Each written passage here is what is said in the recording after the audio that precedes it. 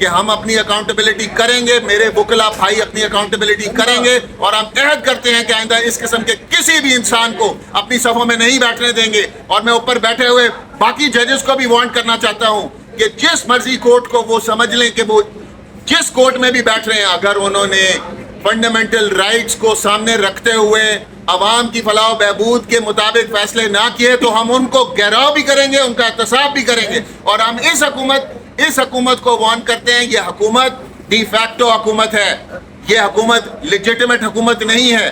ان کو ہم وارن کرتے ہیں کل کو یہی سانپ ان کے گلے میں پڑے گا، اور جب یہ کالے کوٹ کی سپورٹ ڈھونڈیں گے تو ہم ان کا ساتھ نہیں دیں گے۔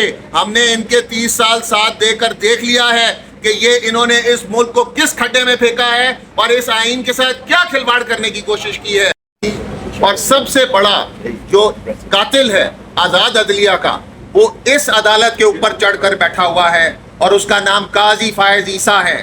نہ وہ قاضی ہے اور نہ اس کا عیسیٰ موسیٰ سے کوئی تعلق ہے۔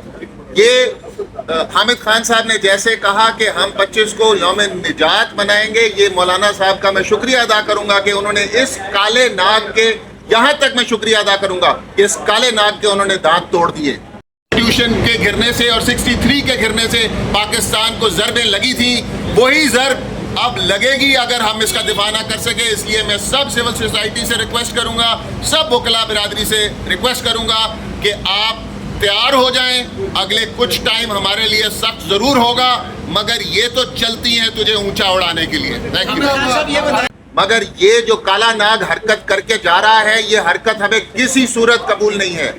یہ جیسے گٹھ جوڑ کسی کو بھی نظر آ سکتا ہے کہ یہ قاضی صاحب نے یہ ٹروجن ہارس پہ بیٹھ کر ایک ایمانداری کا لبادہ اوڑھ کر ہمارے بیچ میں آ کے بیٹھے اور یہ اس منصب پہ فائز ہوئے۔ یہاں یہ امانت تھی ان کی، یہاں پر یہ فنڈامنٹل رائٹس عوام کے، یہ کسٹوڈین تھے ان کے۔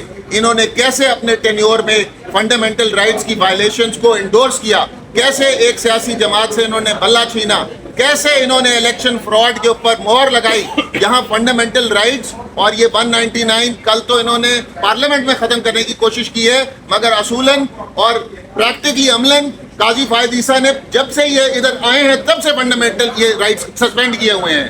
یہاں عدالتیں آرڈر دیتی رہی ہیں، وہ آرڈر امپلیمنٹ نہیں ہوتے رہے، اور میں یہ ساری چیز کا مورد الزام قاضی فائز عیسیٰ صاحب کو ٹھہراؤں گا، اور میں اپنی بارز اور اپنے کالے کوٹوں سے کہوں گا کہ پہچانے ان شکلوں کو، جن شکلوں نے ہمارے اندر گھس کے ہمارے اس پروفیشن اور اس عوام کے فنڈامنٹل رائٹس پر وار کیا ہے، ان کو پہچانے۔ اور آئندہ آپ جب بھی اپنے رہنماؤں کا انتخاب کریں، آپ ان کالی بھیڑوں کو باہر نکال کے باہر پھینکیں، کیونکہ یہ کالی بھیڑیں چاہے یہ پاکستان بار کونسل میں ہیں، چاہے یہ سپریم کورٹ بار ایسوسی ایشن میں ہے، چاہے یہ عدالتوں میں بیٹھی ہوئی ہیں، میں ان کو مسترد کرتا ہوں اور آپ سب سے ریکویسٹ کرتا ہوں کہ ان سے بچیں، ان کو اپنی صفوں سے باہر نکالیں۔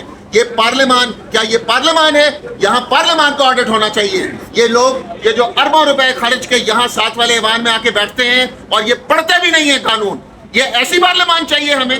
کیا اس کو پارلیمان کہتے ہیں؟ کیا یہ پارلیمانی سپریمیسی ہے کہ جب ان کا دل کیا پیسے لے لیے، اربوں روپے لیے، جیب میں ڈالے اور قانون پاس کر دیا؟ کیا اس لیے یہ ادھر آتے ہیں؟ ہمارے آپ ریجنل کنٹریز دیکھیں، افغانستان ہمارے سے آگے ہے، سری لنکا ہمارے سے آگے ہے، بنگلہ دیش ہمارے سے آگے ہے، انڈیا ہمارے سے آگے ہے، جو کہ آج سے 20 سال پہلے ہمارے سے آگے نہیں تھے۔